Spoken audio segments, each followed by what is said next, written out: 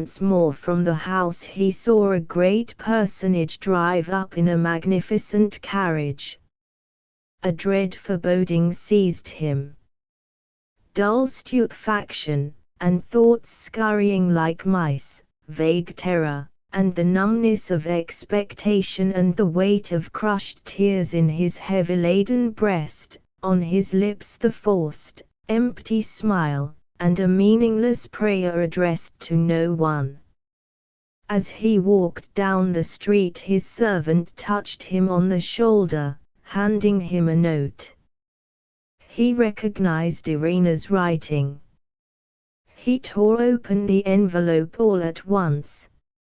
On a small sheet of notepaper were the following lines: "Forgive me, Grigory Mihailovich.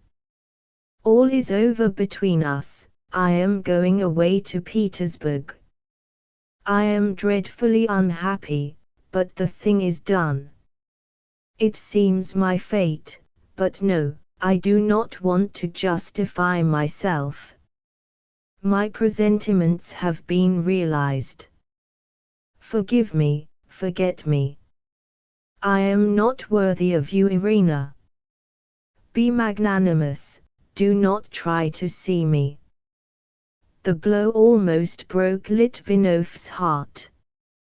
A rich cousin of the Princess Osanin, struck by the impression created by the girl at the ball, had taken her to Petersburg, to use her as a pawn in his struggle for power.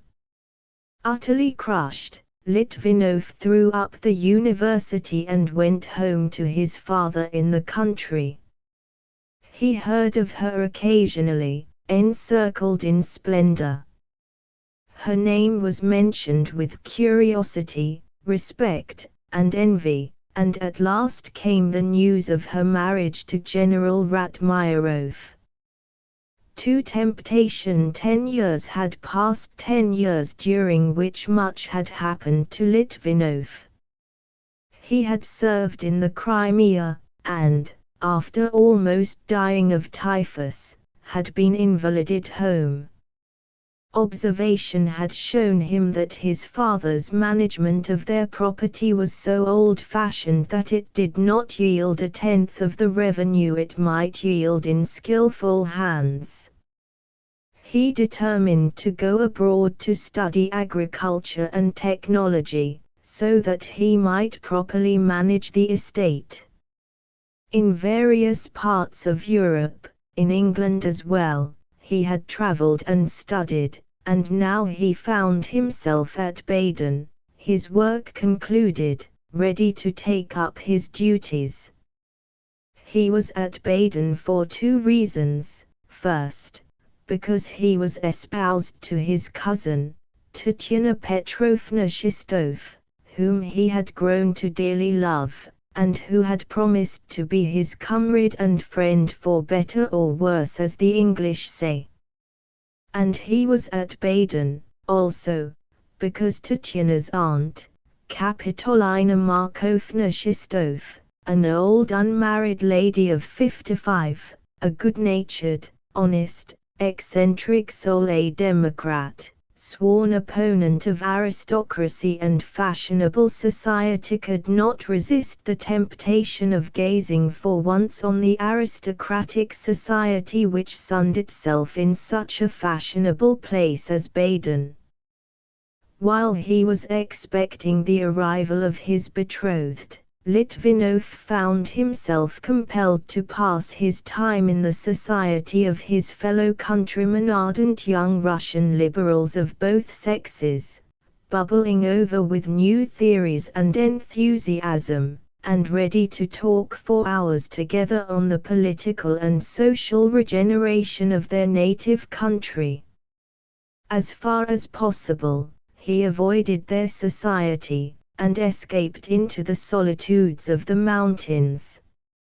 It was during one of these lonely excursions that, feeling hungry, he made his way to the old castle, and, seating himself at one of the little white-painted tables of the restaurant, ordered a light breakfast. While he was seated there, there was a loud tramping of horses, and a party of young Russian generals, persons of the highest society, of weight and importance, arrived, and with much noise and ostentation summoned the obsequious waiters to attend to their wants. Litvinov made haste to drink off his glass of milk, paid for it, and, putting his hat on, was just making off past the party of generals. "Grigory Mikhailovich," he heard a woman's voice, "don't you recognize me?" He stopped involuntarily. That voice had too often set his heart beating in the past. He turned round and saw Irina. Litvinov knew her at once, though she had changed since he saw her that last time 10 years ago, though she had been transformed from a girl into a woman. "Irina Pavlovna," he uttered, irresolutely. "You know me. How glad I am." How glad! She stopped, blushing. "Let me introduce you to my husband." One of the young generals, Ratmirov by name, almost the most elegant of all, got up from his seat at the introduction, and bowed with a dandified air. Litvinov would have escaped, but Irina insisted on his sitting down. For a time he had to listen to the empty, meaningless talk of the company, hardly able to say a word to Irina. At last his clean plebeian pride revolted. He rose to his feet, somehow took leave of Irina and her husband, and walked rapidly away, trying to brace and soothe his nerves by violent exercise. "Oh, Tatiana, Tatiana," he cried passionately to himself. "You are my guardian angel. You only, my good genius. I love you only, and will love you forever, and I will not go to see her. Forget her altogether. Let her amuse herself with her generals." That very evening Irina sent him a message, asking him to come and see her, and, in spite of all his determinations, he went. She saw him alone in a room in one of the best hotels in Baden. "Grigory Mikhailovich," she cried, as soon as he had closed the door behind him, "here we are alone at last, and I can tell you how glad I am at our meeting, because it gives me a chance of asking your forgiveness." Litvinov started involuntarily at this unexpected reference to old times. "Forgiveness, for what?" he muttered. "For what? I wronged you, though of course it was my fate, and I do not regret it. You must tell me you forgive me, or else I shall imagine you feel de la rancune." As he looked into her beautiful eyes, shining with tears, Litvinov's senses seemed to swim. "I will remember nothing," he managed to say, "nothing but the happy moments for which I was once indebted to you." Irina held out both hands to him. Litvinov clasped them warmly, and did not at once let them go. Something that long had not been secretly stirred in his heart at that soft contact. They fell into conversation, he learning from her something of her life, she extracting from him in fragments the details of his career. General Ratmirov's arrival put an end to their converse, and Litvinov rose to depart. At the door Irina stopped him. "You have told me everything," she said, "but the chief thing you have concealed. You are going to be married, I am told." Litvinov blushed up to his ears. As a fact, he had intentionally not referred to Tatiana. "Yes, I am going to be married," he said at last, and at once withdrew. He came away, swearing to himself that he would never see her again. Next day he met her on his way to the mountains, but pretended not to see her. On his return he found her sitting alone on a bench in the fashionable walk. She stopped him, insisting, with an unsteady voice, on speaking to him. He tried to be frank with her, pointing out that their paths lay far apart, that she belonged to a society which he did not understand, that she was above him, beyond him. But her passionate appeal that they should at least be friends melted his determination, and he left her with a promise to call again that very night. When he returned once more to his rooms, he made a desperate effort to recover his senses. Taking out a picture of Tatiana, he placed it in front of him, and stared at it long and eagerly. Suddenly he pushed it gently away, and clutched his head in both hands. "All is at an end," he whispered at last. "Irina! Irina!" He realized in an instant that he was irrevocably, senselessly, in love with her. "But Tatiana, Tatiana, my guardian, Tatiana, Tatiana," he repeated, while Irina's shape, as he had seen her last, rose before his eyes with a radiant calm of victory on her marble white face. Next day he told her of his love. For answer she threw her arms round his neck and whispered in his ear, "I love you, too. I love you, and you know it. You must go," she went on suddenly, moving away from him and turning impulsively toward the door. "It's dangerous, it's terrible. Goodbye." Litvinov stood, like a block of wood, at a distance. Once more she said, "Goodbye, forget me," and, without looking round, rushed away.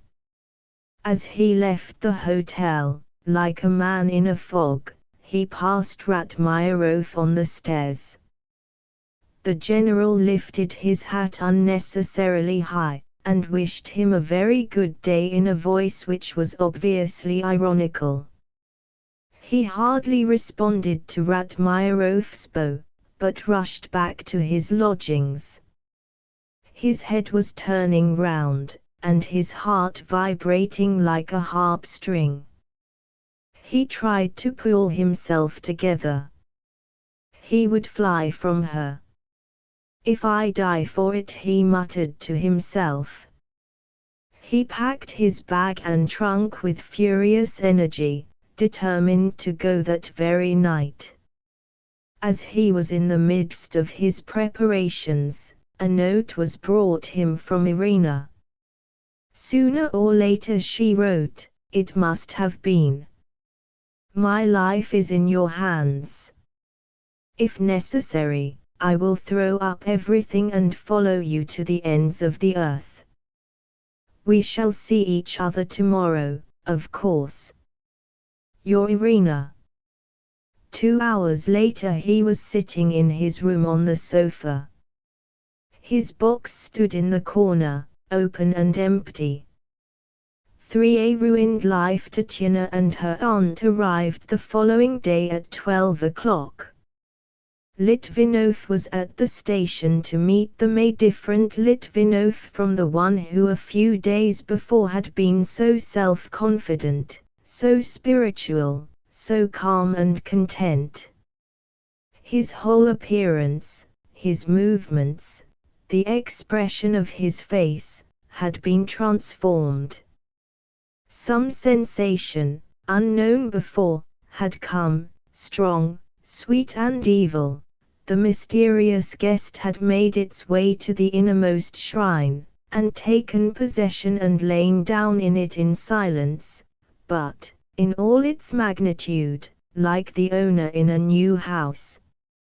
Litvinov was no longer ashamed, he was afraid, he had been vanquished suddenly, and what had become of his honesty?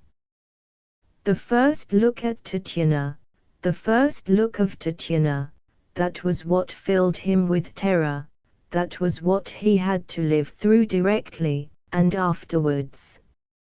Afterwards. Come what may come. The train steamed in. Tatiana, standing near her aunt, smiled brightly and held out her hand. He helped them to a fly and took a place in it opposite them. He brought himself at last to look at Tatiana. His heart throbbed with involuntary emotion. The serene expression of that honest, candid face gave him a pang of bitter reproach. So you are here, poor girl, he thought. You whom I have so longed for, so urged to come, with whom I had hoped to spend my life to the end, you have come, you believe in me, while I. But Kapitolina Markovna gave him no time for musing. She was full of chatter, full of interest in everything that was going on, afire to see all the fine aristocrats, though she abused them soundly. After doing a round of the sights, Litvinov, his mind always on the rack, led the ladies back to their hotel. As they entered, a note was handed to him. He tore open the envelope and read the words within, scribbled in pencil, "Come to me this evening at 7, for 1 minute, I entreat you. Irina."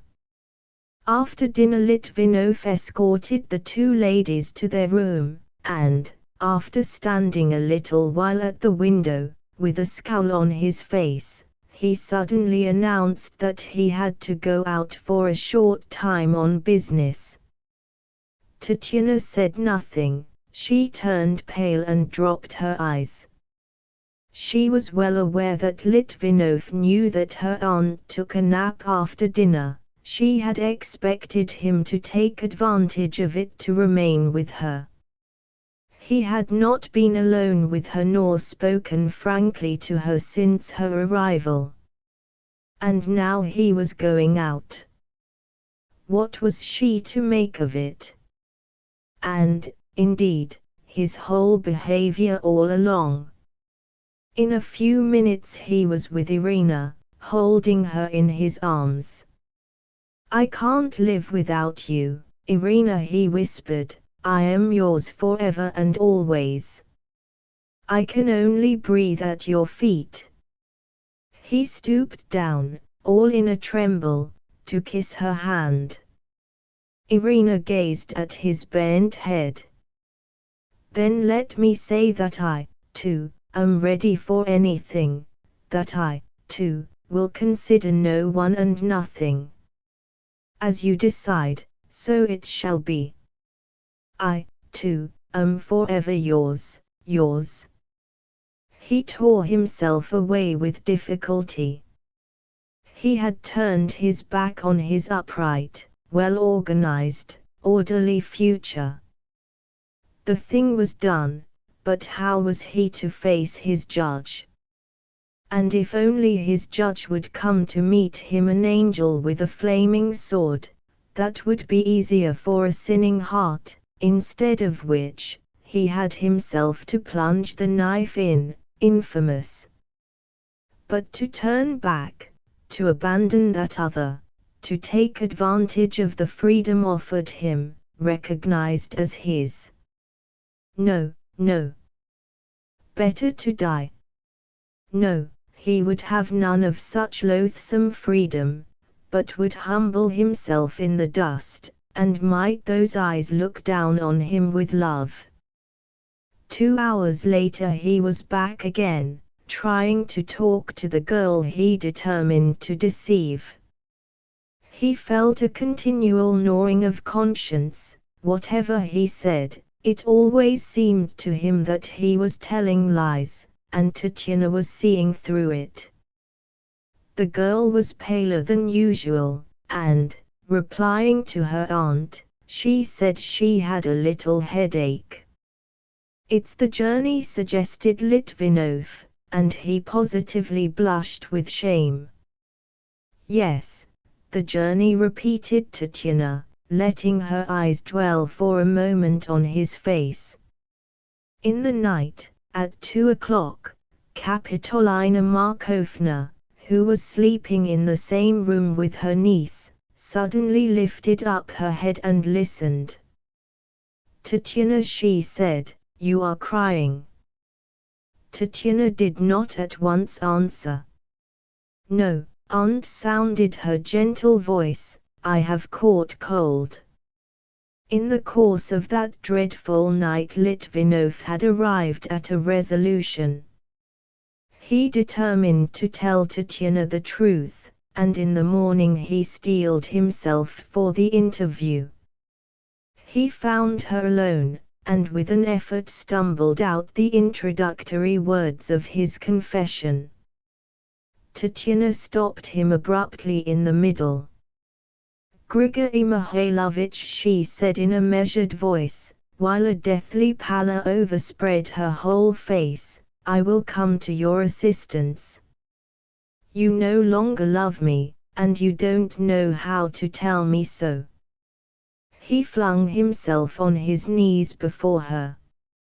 "Tatiana," he cried, "could I dream that I should bring such a blow upon you, my best friend, my guardian angel?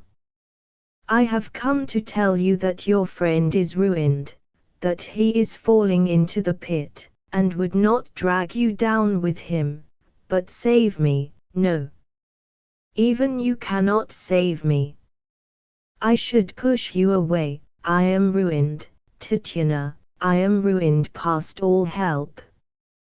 Tatiana's brow twitched. Her pale face darkened. "Since you say yourself this passion is unalterable, it only remains for me to give you back your word. I will ask you to leave me. I want to collect myself a little. Leave me alone, spare my pride." Uttering these words, Tatiana hurriedly withdrew into an inner room. He was free now, free to go to Irina. That day Tatiana and her aunt left Baden. There were no barriers between him and his soul's desire. He hastened to Irina's side. He found her turning over some lace in a cardboard box. "Don't be angry with me, dear one," she said, "for attending to this trash at the present moment. I am obliged to go to a ball at a certain lady's. These bits of finery have been sent me, and I must choose today. Ah! I am awfully wretched," she cried suddenly, and she laid her face down on the edge of the box. Tears began falling from her eyes. She turned away. The tears might spoil the lace. He was uneasy at her tears and tried to comfort her, and she, putting her arms around him, cried to him that she would do whatever he wished. They should be free people. "Let us be free," she said. "The day is ours. A lifetime is ours." Litvinov spent the next 24 hours in making all arrangements for their flight together. He raised as much money as he could, even stooping to try his luck at roulette to increase his hoard. The appointed moment of their departure approached. As he waited impatiently in the hotel hall, a letter was brought him. It was a letter from Irina in French. My dear one, she wrote, I cannot run away with you. I have not the strength to do it. I cannot leave this life. I see the poison has gone too deeply into me. Oh, my dear one, think me a weak, worthless woman, despise, but don't abandon me, don't abandon your Irina. To leave this life I have not the courage, but live it without you I cannot either. Come soon to me. I shall not have an instant's peace until I see you. Yours, yours, yours I. The blood beat like a sledgehammer in Litvinov's head, then slowly and painfully sank to his heart, and was chill as a stone.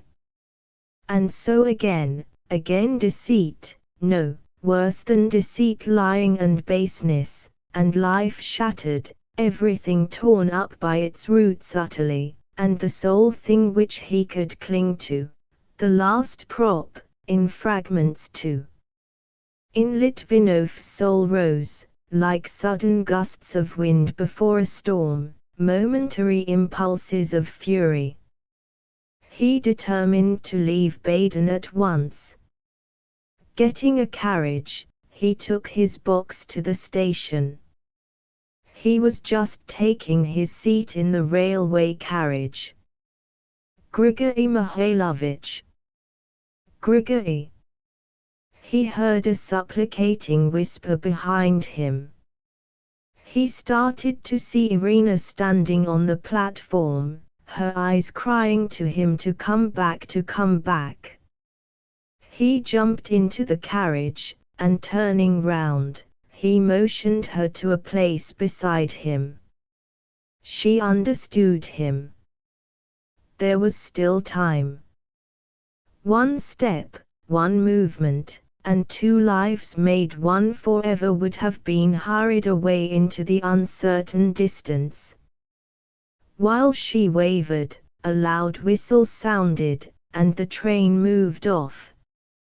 For love's reward a year had passed, a year spent by Litvinov on his father's estate, a year of hard work, a year of devoting the knowledge he had acquired abroad to the betterment of the property. Another year, and his toil began to show its fruit. A third year was beginning.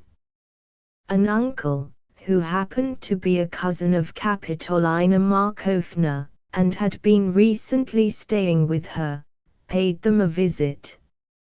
He brought Litvinov a great deal of news about Tatiana. The next day, after his departure, Litvinov sent her a letter, the first since their separation. He begged for permission to renew her acquaintance, at least by correspondence, and also desired to learn whether he must forever give up all idea of some day seeing her. Not without emotion he awaited the answer. The answer came at last. Tatiana responded cordially to his overture. If you are disposed to pay us a visit, she finished up, we hope you will come. You know the saying, even the sick are easier together than apart. With a new lightness of heart, Litvinov set off on his journey. The horses would not go quick enough for him. At last the house was in view, and on the steps Kapitolina Markovna was standing, and, beside herself with joy, was clapping her hands, crying, I heard him. I knew him first. It's he. It's he. I knew him. Litvinov dashed into the house. Before him, all shamefaced, stood Tatiana. She glanced at him with kind, caressing eyes and gave him her hand. But he did not take her hand. He fell on his knees before her, kissing the hem of her dress. The tears started into her eyes. She was frightened, but her whole face beamed with delight. Tatiana Litvinov cried, "Tatiana, you have forgiven me." Tatiana. "Aunt, aunt, what is this?" cried Tatiana, turning to Kapitolina Markovna as she came in. "Don't hinder him," Tatiana answered the kind old lady, "you see the sinner has repented." Jules Verne 20,000 Leagues Under the Sea. Jules Verne was born in 1828. He studied law at Paris, but turned to writing almost immediately after completing his education, and brought out his first comedy in 1850. This was followed by several comic operas. However, he is chiefly known by his scientific romances, of which the first, 5 Weeks in a Balloon, appeared in 1863. 20,000 Leagues Under the Sea is perhaps the best example of Verne's tales of the marvels of invention, and we have to remember that when it was written, in 1873, nobody had yet succeeded in making a boat to travel underwater.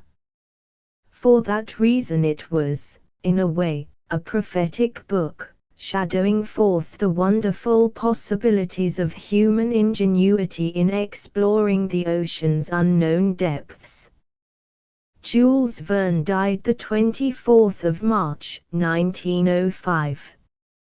I join a strange expedition in the year 1866. The whole seafaring world of Europe and America was greatly disturbed by an ocean mystery which baffled the wits of scientists and sailors alike.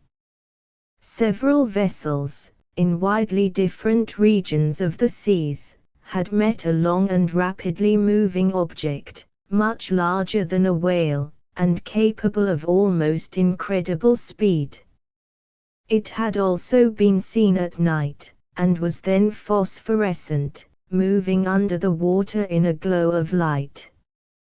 There was no doubt whatever as to the reality of this unknown terror of the deep, for several vessels had been struck by it, and particularly the Cunard steamer Scotia, homeward bound for Liverpool.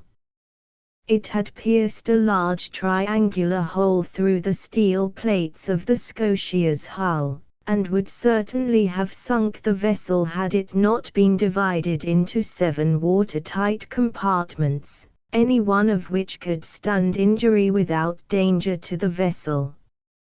It was 300 miles off Cape Clear that the Scotia encountered this mysterious monster.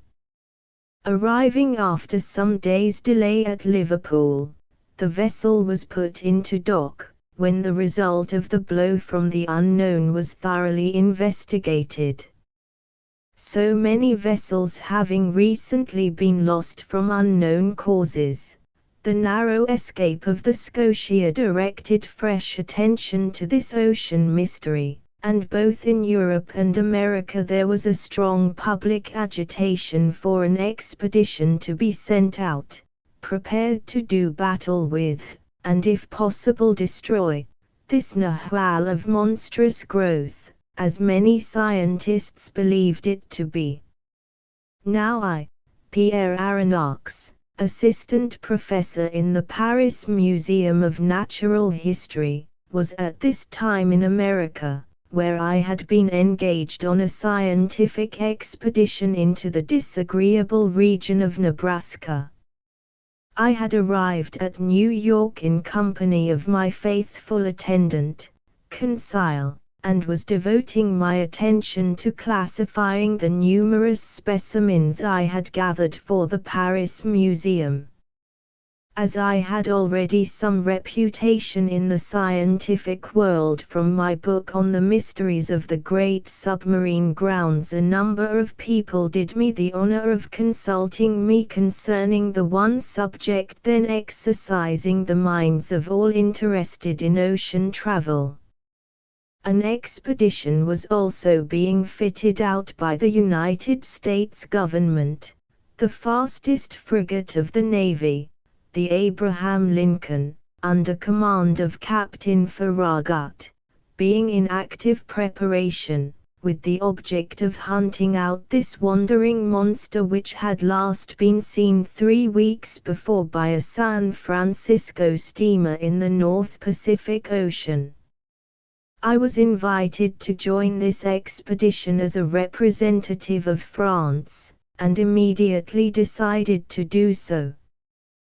The faithful consul said he would go with me wherever I went, and thus it came about that my sturdy Flemish companion, who had accompanied me on scientific expeditions for 10 years, was with me again on the eventful cruise which began when we sailed from Brooklyn for the Pacific and the unknown.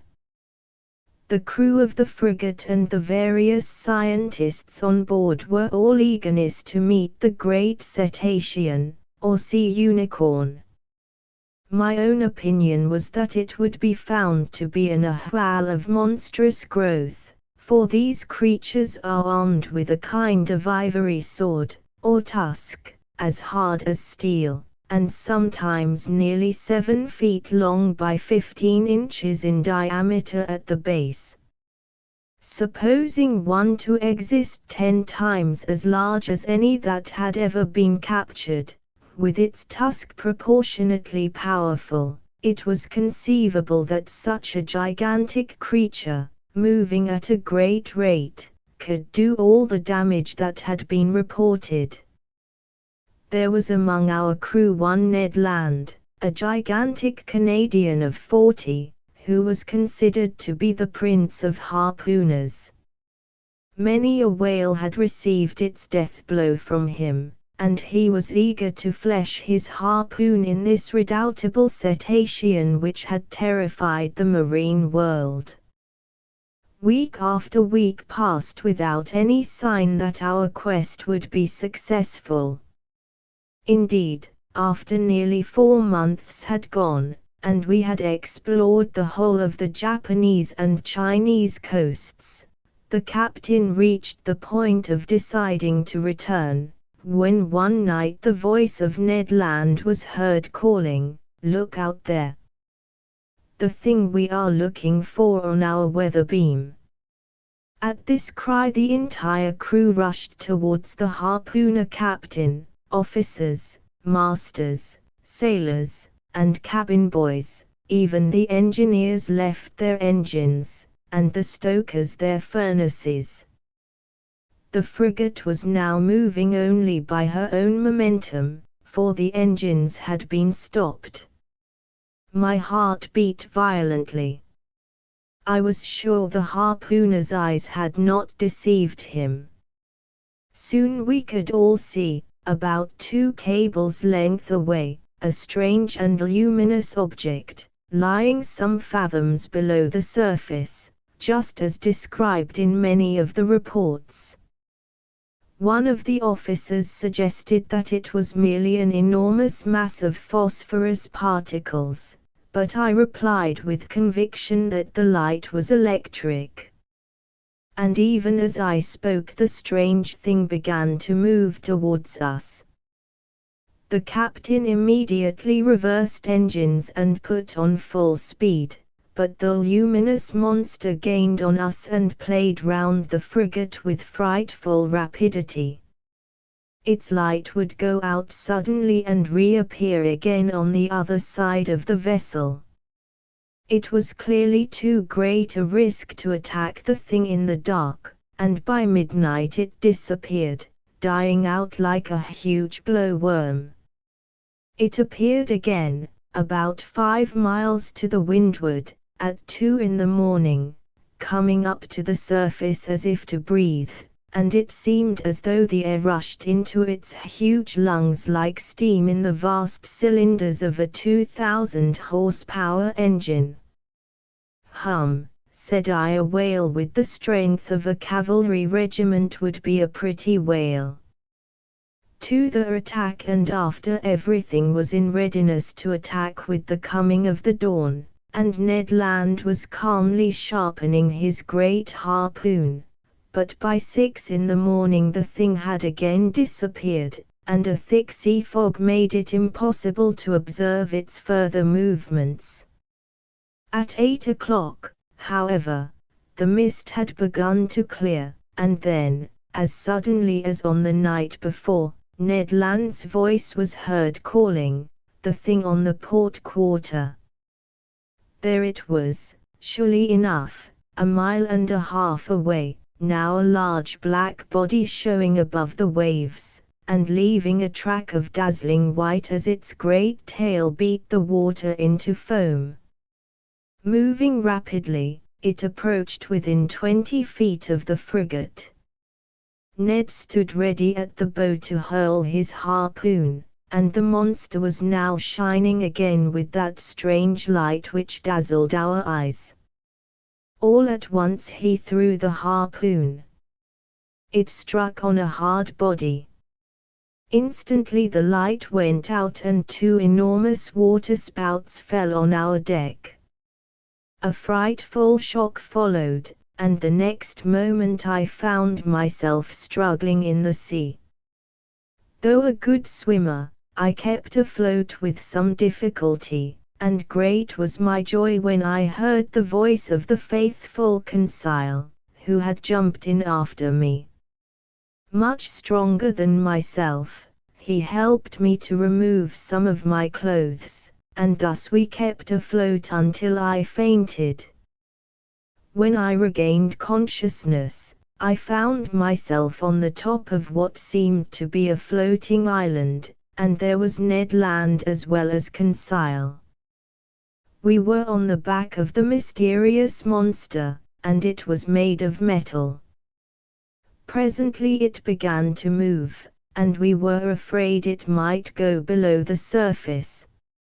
Indeed, it seemed to be on the point of submerging, when Land hammered loudly on the metal plates, and in a moment an opening was made and the 3 of us were drawn inside by 8 masked men.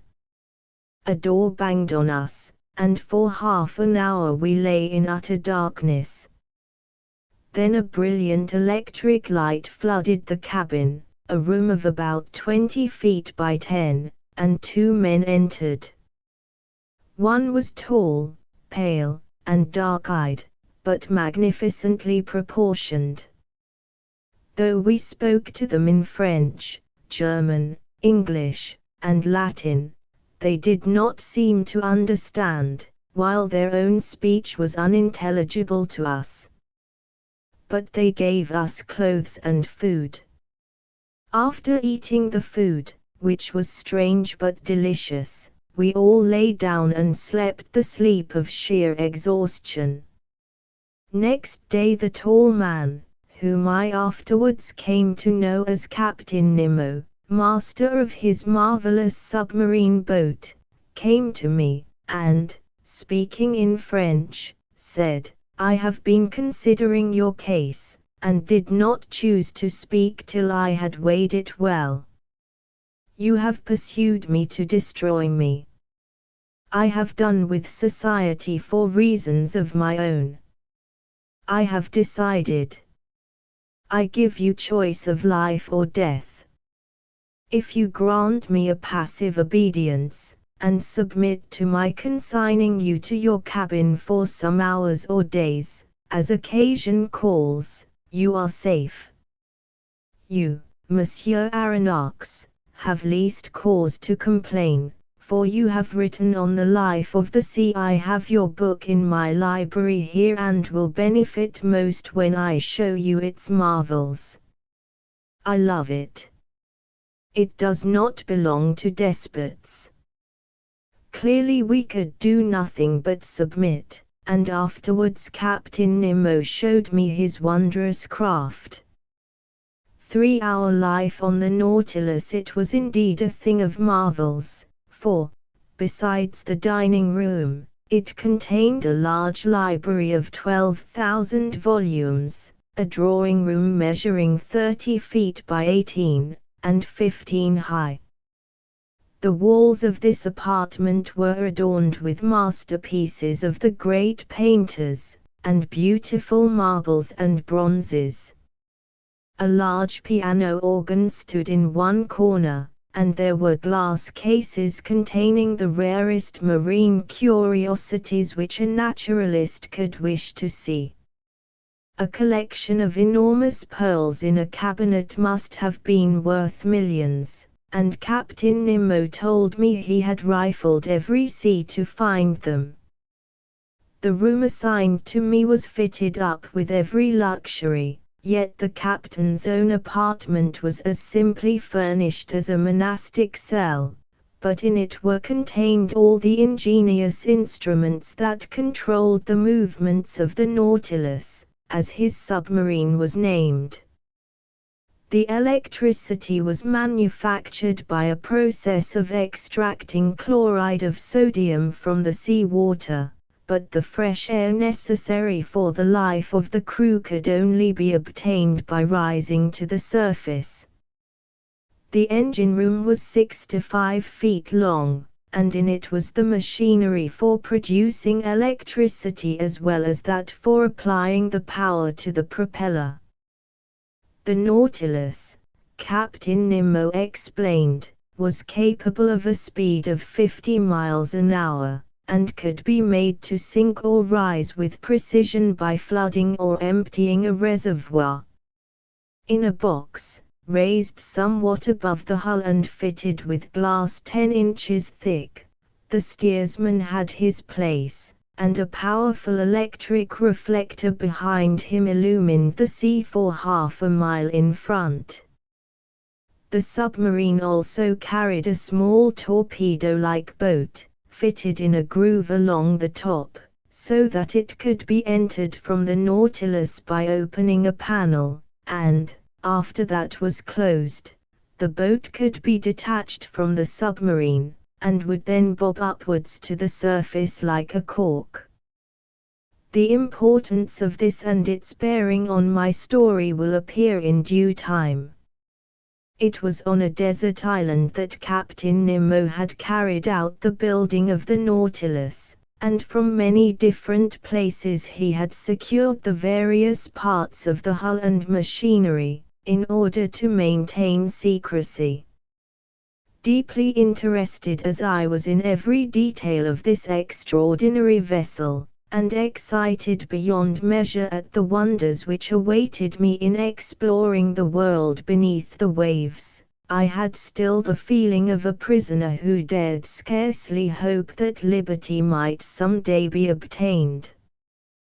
But when the metal plates which covered the windows of the saloon were rolled back as we sailed under the water, and on each hand I could see a thronging army of many-colored aquatic creatures swimming around us, attracted by our light, I was in an ecstasy of wonder and delight. Then days would pass without Captain Nemo putting in an appearance, and none of the crew were ever to be seen. But the Nautilus kept on its journey, which, I learned, took us to the Torres Strait, the Papuan coast, through the Red Sea, through a subterranean strait, under the Isthmus of Suez, to the island of Santorin, the Cretan archipelago, to the South Pole, on whose sterile wastes Captain Nemo reared his black flag with a white N upon it, and through the Gulf Stream. Of the wonders of the deep, those amazing and beautiful specimens of unknown life that passed before my vision on this strange journey, never before seen by the eye of any naturalist, I cannot here enter into particulars. But it must not be supposed, prisoners though we were, that we never emerged from the interior of the Nautilus. One of my first surprises, indeed, was to be invited by Captain Nemo to accompany him on a hunting expedition in the marine forest that grew about the base of the little island of Crespo, in the North Pacific Ocean. We were told to make a hearty breakfast, as the jaunt would be a long one. This we did, for we had soon become accustomed to the strange food, every item of which was produced by the sea. For our submarine excursion we were furnished with diving dresses of seamless India rubber, fitted on the shoulders with a reservoir of stored air, its tubes opening into the great copper helmet. We even had powerful air guns and electric bullets, which proved weapons of deadly precision.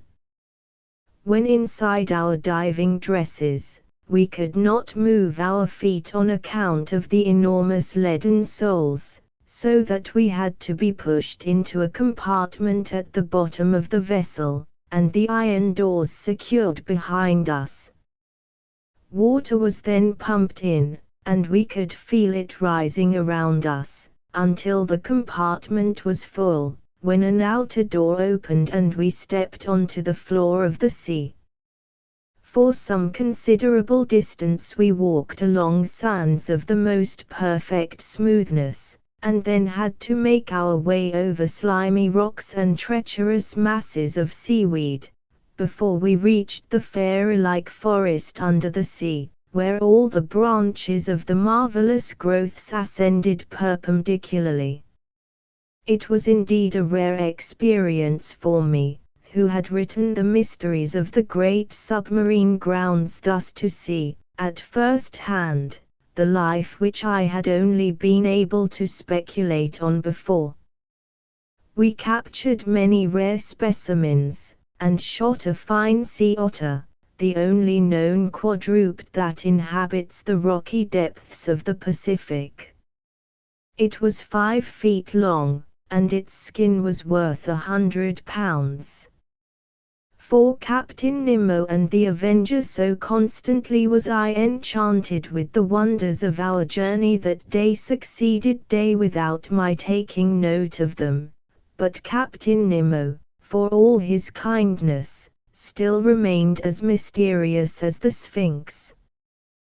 One day he became violently agitated after looking through the glass at a point indicated by his lieutenant, and I and my companions were immediately imprisoned in darkness, as we had been when first taken into the Nautilus. When I awoke next morning, the captain took me to see a wounded Englishman whose head had been shattered, and on my stating that the man could not live for 2 hours, the dark eyes of the captain seemed to fill with tears. I thought that night I heard sounds of a funeral hymn, and next day I was taken to a submarine forest of coral, where they buried the man. This was really a little cemetery beneath the sea, as I gathered from the coral cross which had been erected there.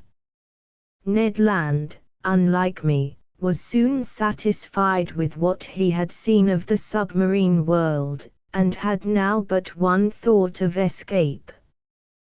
We were sailing up the eastern coast of South America, and by the 17th of May were some 500 miles from Heart's Content. There I saw, at a depth of more than 1,500 fathoms, the great electric cable lying at the bottom of the ocean. The restlessness of poor Ned Land was at its height when he had a glimpse of the American shore, but Captain Nemo bent his course towards Ireland, and then southward, passing within sight of Land's End on the 30th of May. All the next day the vessel seemed to be making a series of circular movements, in some endeavor to locate a particular spot, and the captain was gloomier than I had ever seen him, having no word for me. The following day, which was beautifully clear, we could make out, some 8 miles to the eastward, a large steam vessel flying no flag. Suddenly, after using his sextant, the captain exclaimed, "It is here." Presently the Nautilus sank to the bottom of the sea. When at rest the lights were put out and the sliding panels opened. We could now see on our starboard the remains of a sunken vessel, so encrusted with shells that it must have lain there a great many years. As I stood there wondering what might be Captain Nemo's reason for his maneuvers, he came to my side and, speaking slowly, said, "That was the Marseillaise, launched in 1772. It carried 74 guns, and fought gallantly against the Preston, was in action again at the siege of Granada, and in Chesapeake Bay. Then in 1794 the French Republic changed the vessel's name, and it joined a squadron at Brest to escort a cargo of corn coming from America. The squadron fell in with an English man-o'-war, and 72 years ago to this very day, on this very spot, after fighting heroically, until its masts were shot away, its hold full of water, and a third of its crew disabled, this vessel preferred sinking, with its 356 sailors, to surrendering. Nailing its colors to the mast, it sank beneath the waves to the cry of 'Long live the Republic!' The Avenger!" I exclaimed. "Yes, the Avenger. A good name," said the captain, with a strange seriousness, as he crossed his arms. I was deeply impressed with his whole bearing while he recalled these facts. It was clearly no common spite against his fellow men that had shut up Captain Nemo and his crew in the Nautilus. Already we were ascending, fast leaving the grave of the old Avenger. When we had reached the surface we could see the other vessel steaming towards us. A low boom greeted the Nautilus as its upper part showed above the water. Ned Land, aflame once more with hope of escape, made out the vessel to be a two-decker ram, but she showed no flag at her mizzen. It seemed for a moment there might just be some chance of escape for us three prisoners, and Ned declared he would jump into the sea if the man-o'-war came within a mile of us. Just then another gun boomed out. She was firing at us. It flashed across my mind at that moment that as those on board the Abraham Lincoln, having once seen the effect of Ned Land's harpoon when it struck the Nautilus, could not but have concluded their enemy was no monster of the deep though indeed a monster of man's contriving, the warships of all nations would now be on the lookout for the Nautilus, and we on board it could scarcely hope for mercy. The shot rattled about us as we stood on the opened upper deck of the submarine, and Ned Land, in a mad moment, waved his handkerchief to the enemy, only to be instantly felled by the iron hand of Captain Nemo. Then, frightfully pale, the captain turned towards the approaching man-o'-war, and, in a voice terrible to hear, cried, "Ah, ship of an accursed nation, you know who I am. I do not need to see your colors to know you. Look, and see mine." So saying, he unfurled his black flag, and then sternly bade us go below, just as a shell struck the Nautilus, and rebounded into the sea. "You have seen the attack," he said calmly. "I shall sink yonder ship, but not here, no, not here. Her ruins shall not mingle with those of the Avenger." The doom of the oppressor having no choice but to obey, we all went below, and the propeller of the Nautilus was soon lashing the water into creamy foam, taking us beyond the range of fire. I held my peace for a time, but, after some deliberation, ventured to go up in the hope of dissuading Captain Nemo from more destruction. His vessel was now coursing round the other ship like a wild beast maneuvering to attack its prey, and I had scarcely spoken when the captain turned on me fiercely, commanding silence. "Here I am the law and the judge," he said, almost in a shriek. "There is the oppressor. Through him I have lost all that I have loved, cherished, and venerated: country, wife, children, father, and mother. I saw all perish. All that I hate is represented by that ship." Not another word. In the face of such fierce hatred it was useless to try persuasion. I and my companions resolved to attempt escape when the Nautilus made the attack. At 6 the next morning, being the 2nd day of June, the two vessels were less than a mile and a half apart. Suddenly, as the three of us were preparing to rush on deck and jump overboard, the upper panel closed sharply.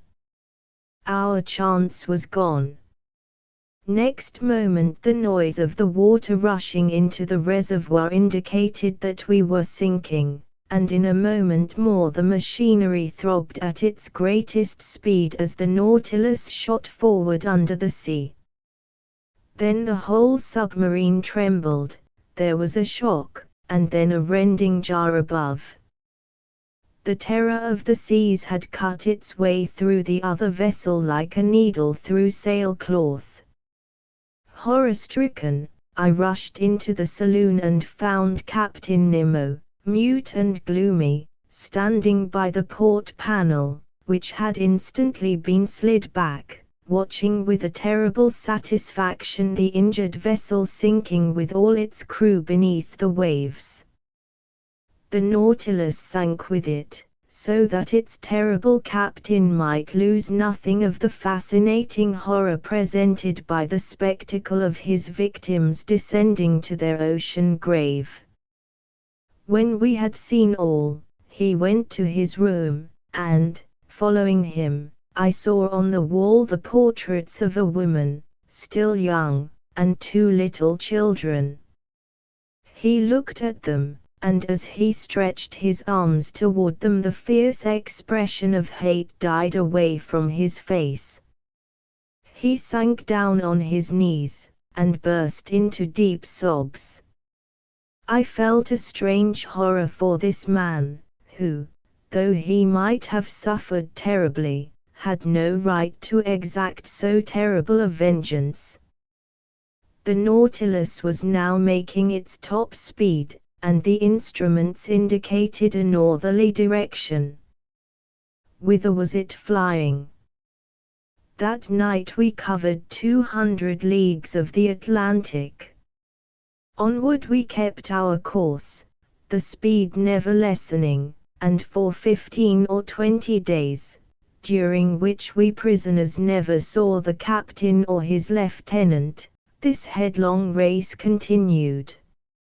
6-hour escape from the Nautilus. Poor Ned Land was in despair, and Conseil and I had to watch him carefully lest he might kill himself. One morning he said to me, "We are going to fly tonight. I have taken the reckoning, and make out that 20 miles or so to the east is land. I have got a little food and water, and Conseil and I will be near the opening into the small boat at 10. Meet us there. If we do not escape, they shan't take me alive." "I will go with you," I said. "At least we can die together." Wishing to verify the direction of the Nautilus, I went to the saloon. We were going NNE with frightful speed at a depth of 25 fathoms. I took a last look at all the natural marvels and art treasures collected in this strange museum, a collection doomed to perish in the depths of the ocean with the man who had made it. Back in my own room I donned my sea garments, and placed all my notes carefully about my clothing. My heart was beating so loudly that I feared my agitation might betray me if I met Captain Nemo. I decided it was best to lie down on my bed in the hope of calming my nerves, and thus to pass the time till the hour determined upon for our attempt. 10 o'clock was on the point of striking, when I heard Captain Nemo playing a weird and sad melody, and I was struck with the sudden terror of having to pass through the saloon while he was there. I must make the attempt, and softly I crept to the door of the saloon and softly opened it. Captain Nemo was still playing his subdued melody, but the room was in darkness, and slowly I made my way across it to the library door. I had almost opened this when a sigh from him made me pause. He had risen from the organ, and, as some rays of light were now admitted from the library, I could see him coming toward me with folded arms, gliding like a ghost rather than walking. His breast heaved with sobs, and I heard him murmur these words. The last of his I heard, "Enough. Oh God, enough." Was it remorse escaping thus from the conscience of this mysterious being?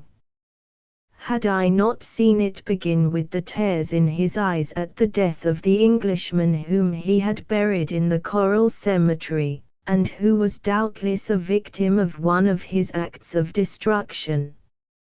Now rendered desperate, I rushed into the library, up the central staircase, and so gained the opening to the boat where my companions were awaiting me. Quickly the panel through which we went was shut and bolted by means of a wrench which Ned Land had secured. The opening of the boat was also quickly fastened after we had got inside, and the harpooner had begun to undo from the inside the screws that still fastened the boat to the Nautilus. Suddenly a great noise was heard within the submarine.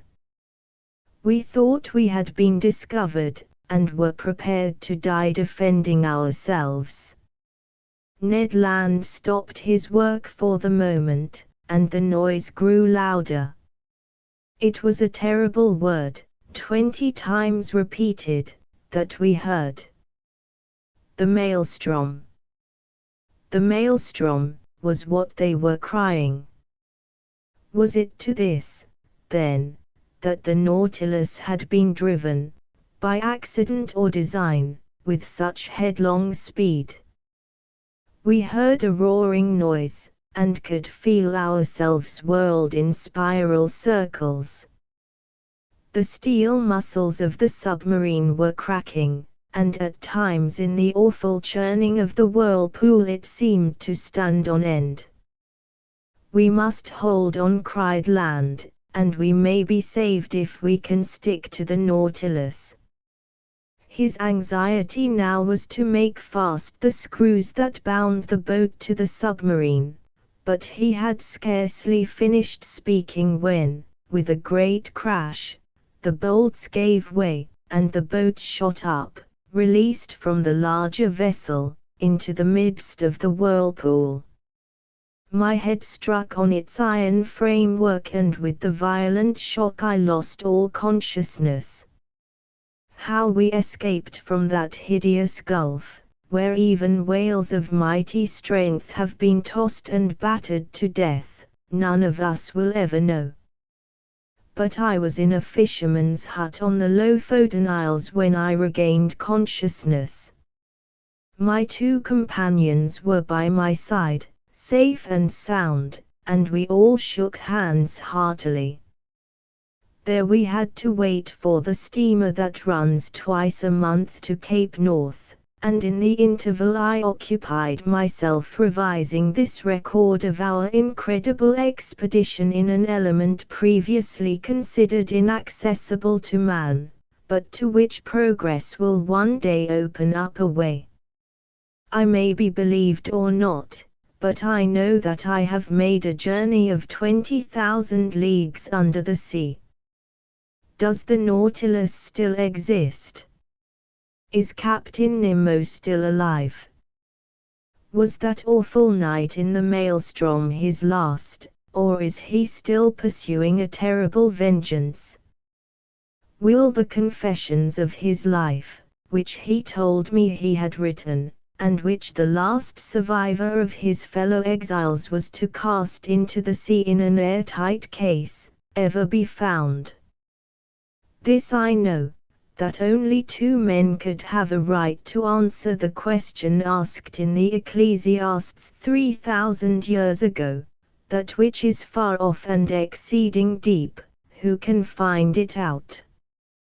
These two men are Captain Nemo and I. Horace Walpole, Castle of Otranto. Horace Walpole, the third son of Sir Robert Walpole, was born in 1717. After finishing his education at Eton and Cambridge, he travelled abroad for some years, principally in Italy, where he seems to have acquired those tastes for which he afterwards became so well known. He returned to England in 1741, and took his seat in Parliament, but he had no taste for politics, and 6 years later he purchased a piece of ground near Twickenham, and made the principal occupation of his life the erection and decoration of his famous mansion Strawberry Hill. The Castle of Otranto appeared in 1764. It was described as a Gothic story translated by William Marshall Gent, from the original Italian of Onofrio Muralto, canon of the Church of St. Nicholas at Otranto. But, emboldened by the success of the work, Walpole in the second edition acknowledged that he himself was the author. The theme of the story was suggested to him by a dream, of which he said, "All I could recover was that I thought myself in an ancient castle, and that on the uppermost baluster of a great staircase I saw a gigantic hand in armor. In the evening I sat down and began to write without knowing in the least what I intended to relate." The tale was the precursor of a whole series of Gothic romances, and for 50 years afterwards English readers were afforded an unfailing supply of the supernatural and the horrible. A more important if less direct achievement of Walpole's was that by the Castle of Otranto he heralded the romantic revival that culminated in the masterpieces of Scott. Walpole died on the 2nd of March, 1797. Either Helmut Manfred, Prince of Otranto, had contracted a marriage for his son Conrad with the Marquise of Vicenzar's daughter, Isabella. Young Conrad's birthday was fixed for his espousal, and Manfred's impatience for this ceremonial was marked by everyone. His tenants and subjects attributed this haste to the prince's dread of seeing accomplished an ancient prophecy that the castle and lordship of Otranto should pass from the present family whenever the real owner should be grown too large to inhabit it. It was difficult to make any sense of this prophecy, yet this mystery did not make the populace adhere the less to their opinion. On the wedding day, when the company was assembled in the chapel of the castle, Conrad himself was missing. Manfred, impatient of the least delay, sent an attendant to summon the young prince. In less than a minute the attendant came back breathless, in a frantic manner, and foaming at the mouth. At last, after repeated questions, he cried out, "Oh! The helmet! The helmet!" Manfred and most of the company ran out into the court, from whence was heard a confused noise of shrieks, horror, and surprise. What a sight for a father's eyes! Manfred beheld his child dashed to pieces, and almost buried under an enormous helmet, 100 times more large than any casque ever made for human being, and shaded with a proportionable quantity of black feathers. The horror of the spectacle, and the tremendous phenomenon before him, took away the prince's speech. Yet his silence lasted longer than even grief could occasion, and when he spoke, it was observed that his first words were, "Take care of the Lady Isabella." Manfred then touched and examined the fatal casque, and inquired whether any man knew from whence it could have come. Nobody could give him the least information. At length, however, a young peasant from a neighboring village observed that the miraculous helmet was exactly like that on the figure in black marble of Alfonso the Good, one of their former princes, in the church of Saint Nicholas. "Villain!" cried Manfred in a tempest of rage, "how darest thou utter such treason?" At this moment there came news from the church that the helmet was missing from Alfonso's statue. Manfred rushed frantically on the young peasant, crying, "Sorcerer, 'tis thou hast done this." Coming to himself, he gravely declared that the young man was a necromancer, and ordered that he should be kept prisoner under the helmet itself till the church should take cognizance of the affair.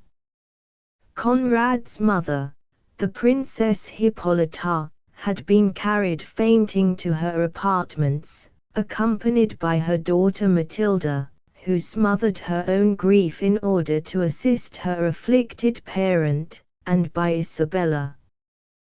To his wife and daughter Manfred that day paid no attention, but as the ladies sat together sorrowing at night, a servant of Manfred's arrived and told Isabella that his lord demanded to speak with her.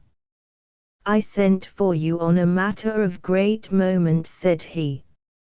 "Isabella, the line of Manfred calls for numerous supports, and since I cannot give you my son, I offer you myself." "Heavens!" cried Isabella. "You, my lord! The husband of the virtuous and tender Hippolyta!"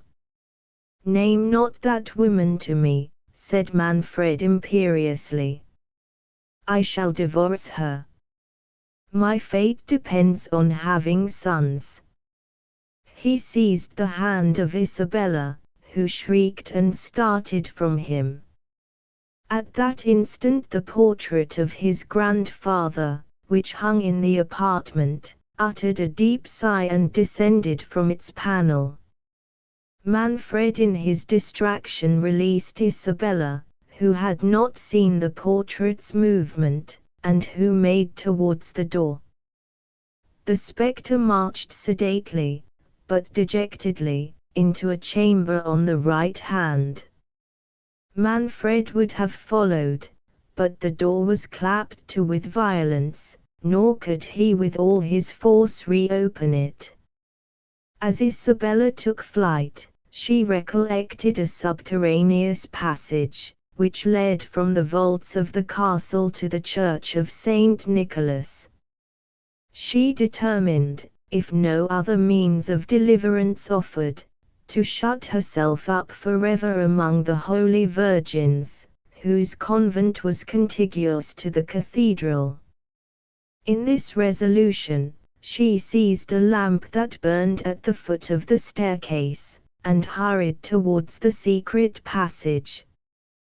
The lower part of the castle was hollowed into several intricate cloisters, and it was not easy for one under so much anxiety to find the door that opened into the cavern.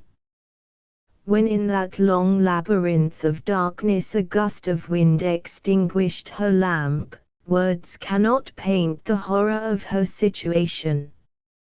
It gave her a momentary relief to perceive a ray of moonshine gleam from the roof of the vault, which seemed to be fallen in, but as she advanced, she discerned a human form standing close against the wall.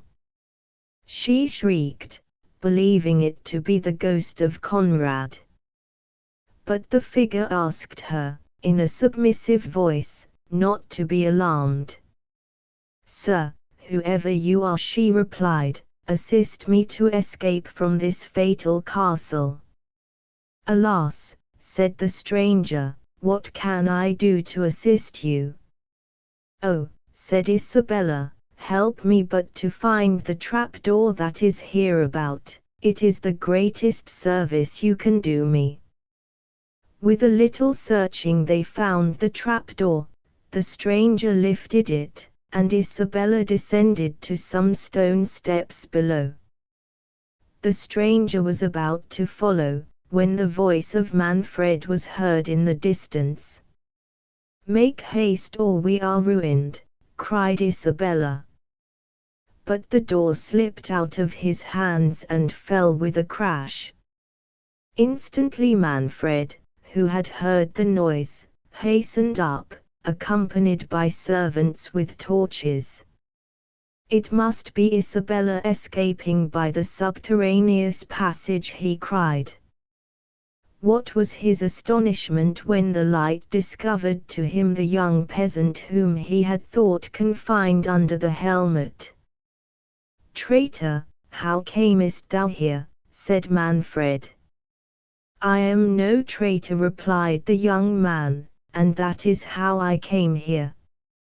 He pointed upwards, and Manfred perceived that one of the cheeks of the casque had broken through the pavement of the court, as his servants had let it fall over the peasant, and had made a gap through which the young man had escaped. "And what noise was that which I heard?" asked Manfred. "Providence led me to the trapdoor," answered the peasant, "but I let it fall." Manfred removed him to confinement in the castle, and continued his vain search for Isabella. To Father Jerome on the following morning Manfred went to Hippolyta's apartment, to inquire if she knew aught of Isabella.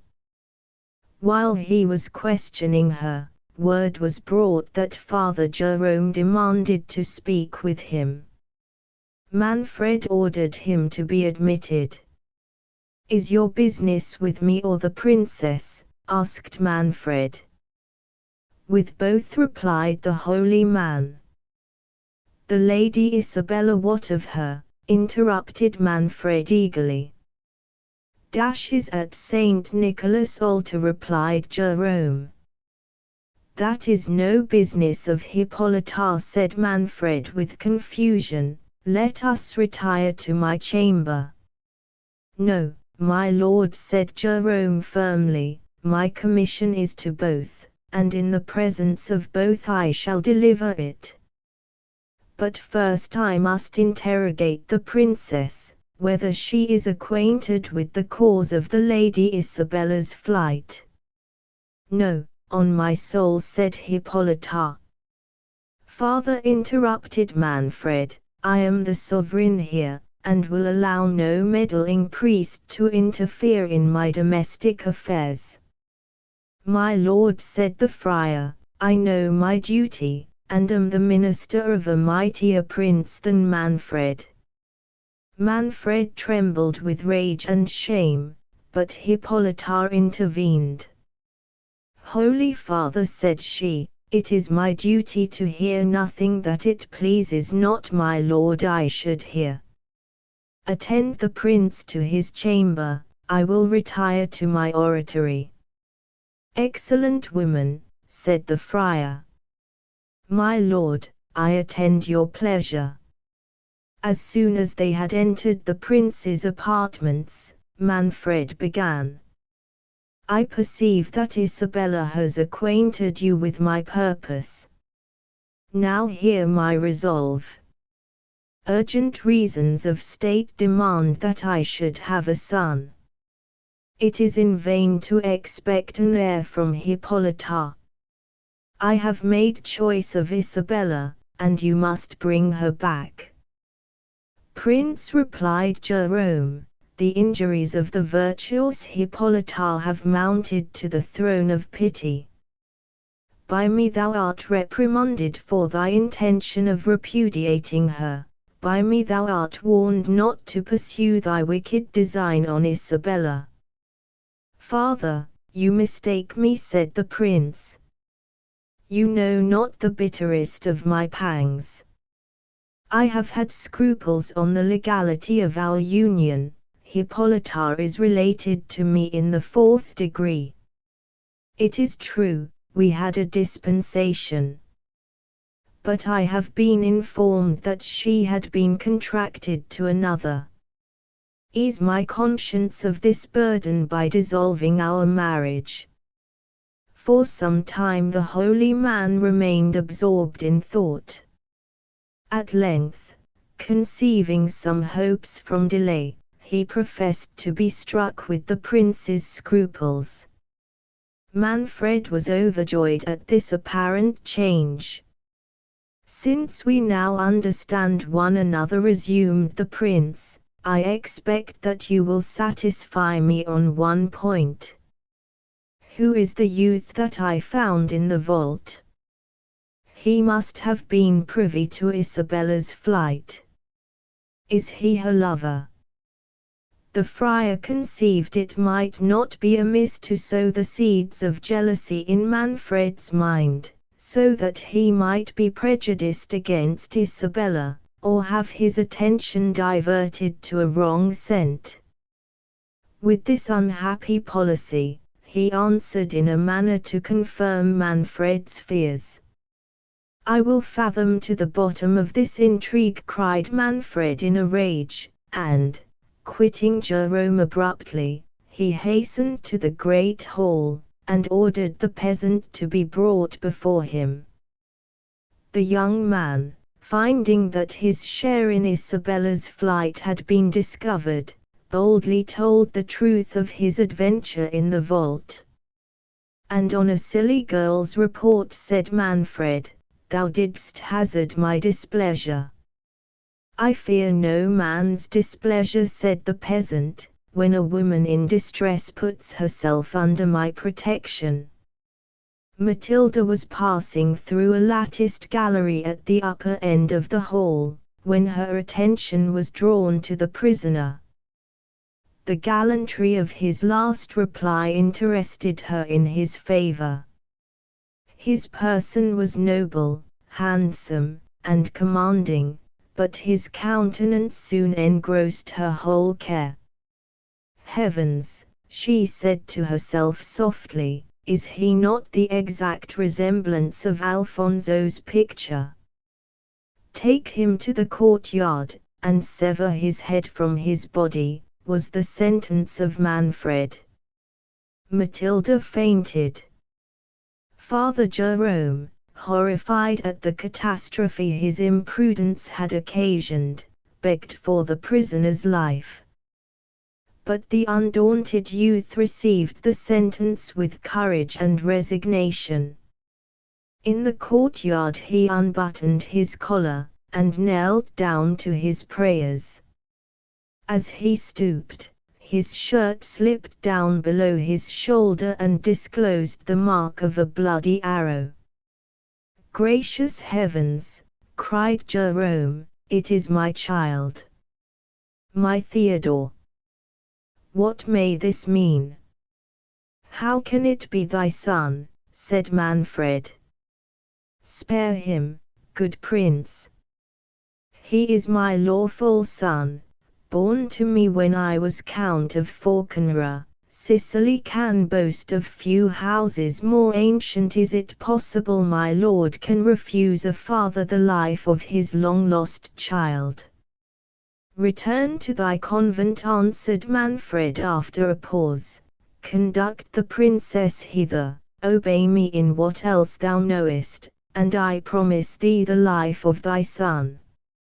Rather let me die 1,000 deaths, cried Theodore. Ere Manfred could reply, a brazen trumpet, which hung without the gate of the castle, was suddenly sounded. Through the Knight of the Sword it was announced that a herald sought to speak with Manfred, who ordered him to be admitted. I came, said the herald, from the renowned and invincible knight of the gigantic sabre. In the name of his lord, Frederick, Marquis of Vicenza, he demands the Lady Isabella, daughter of that prince whom thou hast barely got into thy power, and he requires thee to resign the principality of Otranto, which thou hast usurped from the said Lord Frederick, the nearest of blood to the last rightful lord, Alfonso the Good. If thou dost not instantly comply with these just demands, he defies thee to single combat to the last extremity. Injurious as this challenge was, Manfred reflected that it was not his interest to provoke the Marquis. He knew how well-founded the claim of Frederick was. Frederick's ancestors had assumed the style of princes of Otranto, but Manfred's family had been too powerful for the house of Vicenza to dispossess them. Frederick had taken the cross and gone to the Holy Land, where he was wounded, made prisoner, and reported to be dead. Manfred had bribed Isabella's guardians to deliver her up to him as a bride for Conrad, hoping to unite the claims of the two houses. Herald, said Manfred, tell thy master that ere we liquidate our differences with the sword, I would hold converse with him. Bid him welcome to the castle. In a few minutes the cavalcade arrived. Pages and trumpeters were followed by foot guards, then came knights with their squires, then 100 gentlemen bearing an enormous sword, and seeming to faint under its weight, then the knight himself, in complete armor, his face entirely concealed by his visor. As the knight entered, plumes on the enchanted helmet